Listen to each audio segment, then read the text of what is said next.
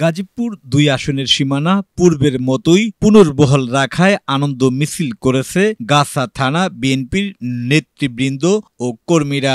সোমবার সন্ধ্যার পর গাজীপুরের গাছা থানাধীন বোর্ড বাজার এলাকায় মনসুর প্লাজার সামনে আস্তে আস্তে জড়ো হতে থাকে স্থানীয় বিএনপির নেতাকর্মীরা।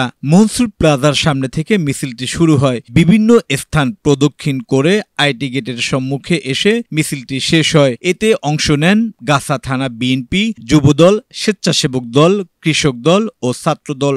মিছিল শেষে সংক্ষিপ্ত সমাবেশে বক্তারা বলেন, এই সরকার যে রায় দিয়েছে নির্বাচন সন্তুষ্ট হওয়ার জন্য, নির্বাচন স্বাভাবিকভাবে সারা দেশে যাতে প্রভাব না ফেলে তার জন্য এই রায় দিয়েছে।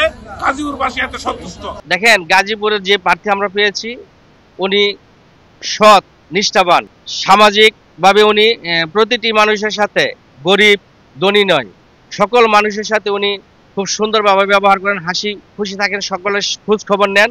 আমরা গাজীপুর একটা যোগ্য, সকল শ্রেণীর মানুষের একজন যোগ্য প্রার্থী পেয়েছি। ইনশাআল্লাহ আগামী দিনে ওনার জয় নিশ্চিত।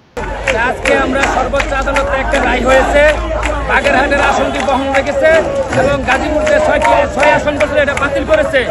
এই উপলক্ষে যেহেতু আমাদের নেতা রনি ভাই আগের থেকে দল থেকে যেহেতু নির্বাচিত করছে গাজীপুর ২ আসনে আমাদের রনি ভাইকে, আজকে আমরা পুনরায় আবার গাজীপুর ২-এ ফেরত গেলাম।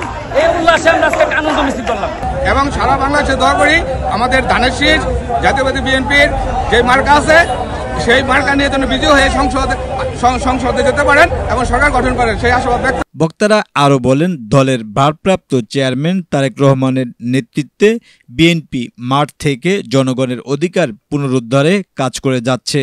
আগামী জাতীয় নির্বাচনে গাজীপুর ২ আসনে ঐক্যবদ্ধভাবে বিএনপির বিজয় ছিনিয়ে আনবে বলেও তারা আশাবাদ ব্যক্ত করেন।